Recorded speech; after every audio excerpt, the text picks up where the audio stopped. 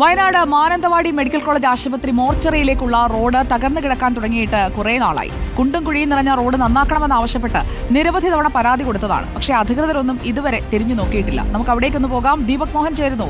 Good evening Deepak Mohan. ഈ വഴി ഇങ്ങനെ കിടക്കാൻ തുടങ്ങിയിട്ട് ദീപക് തന്നെ ഇത് കാണാൻ തുടങ്ങിയിട്ട് കുറേ കാലമായില്ലേ? എന്താണ് അധികൃതർക്ക് ഇതിനൊന്നും ഒരു താല്പര്യമില്ലാത്തത് ദീപക്?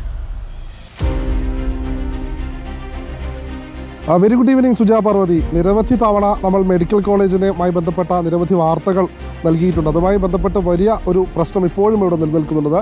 ഈ കാണുന്നതാണ് മോർച്ചറി. മാനന്തവാടി മെഡിക്കൽ കോളേജ് ആശുപത്രിയുടെ മോർച്ചറി കെട്ടിടമാണ് നമ്മൾ ഈ കാണുന്നത്. ആ കെട്ടിടത്തിനോട് ചേർന്ന് തന്നെ ആശുപത്രിയുടെ പഴയ ബിൽഡിംഗ് കെട്ടിടങ്ങളൊക്കെ ഉണ്ട്. ആ പ്രദേശത്തേക്ക്, അതായത് ഈ മോർച്ചറിയിലേക്ക് വരുന്ന പ്രധാന റോഡിൻ്റെ അവസ്ഥ ഒന്ന് പ്രേക്ഷകർക്ക് കാണിച്ചു തരാം. ഈ മേഖല, അതായത് ഈ മോർച്ചറിയിലേക്ക് വരുന്ന റോഡിൻ്റെ ഒരു അവസ്ഥയാണ്. വർഷങ്ങളായി ഈ റോഡ് ഇതുപോലെ തകർന്നു കിടക്കുന്നു. പലപ്പോഴും പോസ്റ്റ്മോർട്ടമൊക്കെ കഴിഞ്ഞതിന് ശേഷം മൃതദേഹങ്ങൾ കൊണ്ടുപോകുന്നൊരു വഴിയാണ്.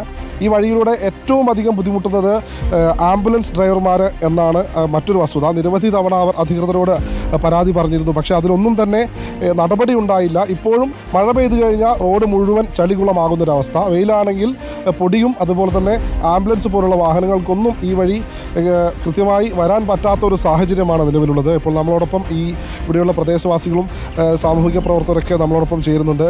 ഈ റോഡ് പണി പൂർത്തിയാക്കാൻ വേണ്ടി നഗരസഭയിൽ നിങ്ങൾ ആവശ്യങ്ങൾ ഉന്നയിച്ചിരുന്നു. ഈ റോഡ് പൊതുവെ മെഡിക്കൽ കോളേജിൻ്റെ അധീനതയിലുള്ള ഒരു പ്രദേശം എന്ന നിലയിൽ ഈ ഒരു ഏരിയയിലെ മറ്റ് നിർമ്മാണ പ്രവൃത്തികളും അനുബന്ധ സേവന പ്രവർത്തനങ്ങളും ഏകോപിപ്പിക്കേണ്ട മെഡിക്കൽ കോളേജ് അതോറിറ്റിയാണ്. മുനിസിപ്പാലിറ്റി ചെയ്യേണ്ട കാര്യങ്ങൾ മുനിസിപ്പാലിറ്റി കൊണ്ട് ചെയ്യിക്കാനും ഒക്കെ നാളിതുവരെ നമ്മൾ ഇടപെടുകയും ചെയ്യിക്കുകയും ചെയ്ത ആളുകളാണ്. പക്ഷേ ദൗർഭാഗ്യകരമെന്ന് പറയട്ടെ, ഇത് DMEയുടെ കീഴിലാണോ DHSൻ്റെ കീഴിലാണോ എന്ന് ഇന്നും വ്യക്തമല്ല.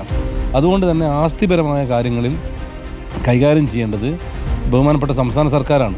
സംസ്ഥാന സർക്കാരിൻ്റെ കക്ഷിയായിരിക്കുന്ന, അതിൻ്റെ ജനപ്രതിനിധിയായിരിക്കുന്ന, മന്ത്രിയായിരിക്കുന്ന OR കേളുവിൻ്റെ ഉൾപ്പെടെ അടിയന്തരമായ ശ്രദ്ധ ഉണ്ടായില്ല എങ്കിൽ ഇവിടെ മൃതദേഹത്തോട് അനാദരവ് കാണിക്കുന്ന ലോകത്തിലെ ഒരു കേന്ദ്രമായി ഇത് മാറുകയാണ്. ഒരു മൃതദേഹം സ്റ്റിച്ച് ചെയ്ത് ഇവിടെ നിന്ന് 300 മീറ്റർ പുറത്ത് കിടക്കുന്നതോട് സ്റ്റിച്ച് മുഴുവൻ പൊട്ടുകയാണ്. ദൗർഭാഗ്യകരമെന്ന് പറയട്ടെ, ഏറ്റവും കൂടുതൽ ആദരിക്കപ്പെടുന്ന മൃതദേഹങ്ങളോട് അനാദരവ് കാണിക്കുന്ന ഒരു കേന്ദ്രമായി ഇത് മാറുമ്പോൾ ഇനി ഇത് കണ്ടില്ല എന്ന് ഞങ്ങൾ അടിക്കില്ല. ഞങ്ങൾ ബാലാരിഷ്ടതകൾ മാറട്ടെ, മെഡിക്കൽ കോളേജ് നന്നായി വരട്ടെ എന്നൊക്കെ ആഗ്രഹിക്കുകയും അതിനുവേണ്ടി സപ്പോർട്ട് ചെയ്യുകയും ചെയ്ത. പക്ഷേ ഇവിടെ നടക്കുന്നത് 300 രൂപയുടെ ഒരു ഫ്ലെക്സ് ബോർഡ് വെച്ച് മെഡിക്കൽ കോളേജ് പ്രഖ്യാപനം OR കേൾ നടത്തിയതല്ലാതെ അടിസ്ഥാന വികസന രംഗത്ത് ഒന്നും ചെയ്യാത്തതിൻ്റെ നേരുദാഹരണമാണ് ഈ റോഡും ഇവിടുത്തെ പുതിയ കെട്ടിടങ്ങളുടെ ചോർച്ച ഉൾപ്പെടെയുള്ള കാര്യങ്ങൾ. ആംബുലൻസുമായി ബന്ധപ്പെട്ട് ആംബുലൻസ് ഡ്രൈവർമാർക്ക് എന്താ പറയുന്നത്? ആംബുലൻസ് ഡ്രൈവർമാർ കൃത്യമായിട്ട് ഇതിനെക്കുറിച്ച് പറഞ്ഞു തരുന്നുണ്ട്. സ്വാഭാവികമായിട്ടും ഇവിടുന്ന് ഇങ്ങോട്ടേക്ക് വന്ന് ഇവിടുന്ന് ബോഡി എടുത്ത് ഇപ്പോൾ പോസ്റ്റ്മോർട്ടം കഴിഞ്ഞ് തിരിച്ചു പോകുമ്പോൾ ഉണ്ടാകുന്ന ഒരു അവസ്ഥ അവർ ദയനീയമായിട്ട് അവർ പലപ്പോഴും പറയുന്നൊരവസ്ഥ അവിടെ നേരിൽ കണ്ടിട്ടുണ്ട്. ഈ ഒരു അവസ്ഥയിൽ എന്നിട്ടും ഇതിനൊരു മാറ്റം. കഴിഞ്ഞ 4 വർഷങ്ങൾക്ക് മുമ്പ് OR കേളു ഒരു 300 രൂപ ഫ്ലെക്സ് ബോർഡ് വെച്ചിട്ട് മെഡിക്കൽ കോളേജാണ്. മര്യാദക്കുള്ളൊരു ഓർത്തോ സംവിധാനം ഇവിടെ ഇല്ല.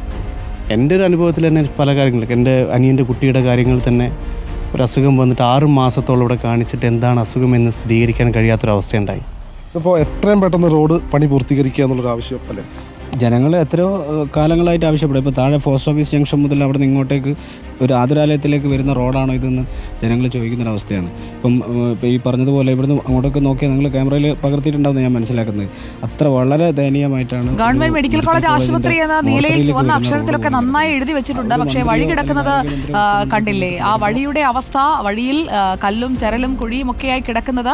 അതുവഴിയാണ് മോർച്ചറിയിലേക്ക്, ഒപ്പം ആശുപത്രിയുടെ മറ്റു ഭാഗങ്ങളിലേക്കൊക്കെ ആളുകൾക്ക് പോകേണ്ടത്. ഒട്ടും സഞ്ചാരയോഗ്യമല്ലാതെ കിടക്കുന്നു എന്നുള്ളത് ഒറ്റ നോട്ടത്തിൽ ബോധ്യമാകും. പക്ഷേ അവിടെ നടപടി ഉണ്ടായിട്ടില്ല. ഇതാണ് യാഥാർത്ഥ്യം. ഇതിനൊരു പരിഹാരം ഉണ്ടാകുമെന്ന് നമ്മൾ പ്രതീക്ഷിക്കുന്നു. Thank you Deepak Mohan.